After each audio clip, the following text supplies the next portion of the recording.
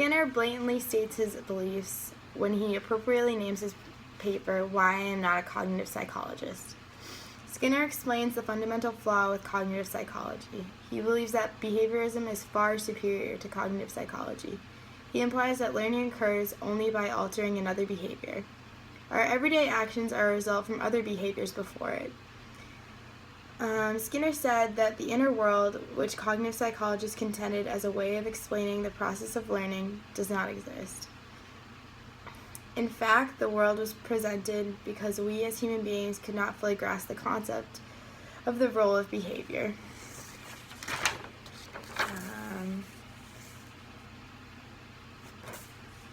He challenges other opinions when saying natural scientists take on the position of saying that the term white is a universal term with a label attached to a group of things that are fixed, and then that social scientists believe that they are deemed as a set because they share an intrinsic property of whiteness. In regards to pigeons associating the white color, this is how he feels. Skinner disagrees that Pavlov's experiments associates the dog's saliva to the bell. He believes that the dog is just salivating and that there is no evidence to prove that it is because of the circumstances that Pavlov made. He's challenging all of the cognitive theories. We do not associate the word house and home ourselves. They are associated in everyday English. He does not believe that cognitive association is real. He believes it is an invention by us. He also states that when we acquire the concept of color, we have the genetics to obtain the color vision, but it is in fact our environment that further develops, not the mental or cognitive possession. He also believes that action is initiated by operant behavior, which encourages the invention of cognitive processes, which is very interesting. In regards to my personal thoughts, I found this article very interesting, and his take on the world is very controversial in my opinion.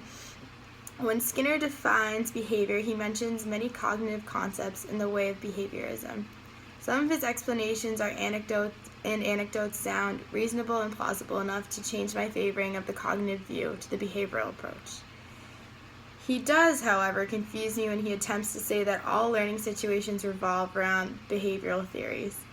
He has a very broad meaning of behavior, very broad. For example, if we see something, Skinner says, we compare this to our sensory stimulation in order to understand what we see. Skinner states that this is behavioral and it confuses me.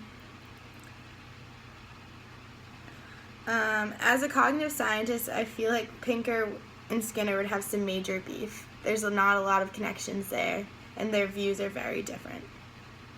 In regards to reflection, as a gen ed, I took a scuba diving course at UMass Amherst, and I thought it was pretty great. I'm sure Skinner would love this. He would see it as my improvement in my scuba skills as a result of behaviorism. I was learning from my environment. This is very environment focused. The environment included the pool in which I swam, the equipment in which I used, and even my scuba instructor. I learned many things from them, and this was a great process to go through. I thoroughly enjoyed this article, and I would read it again.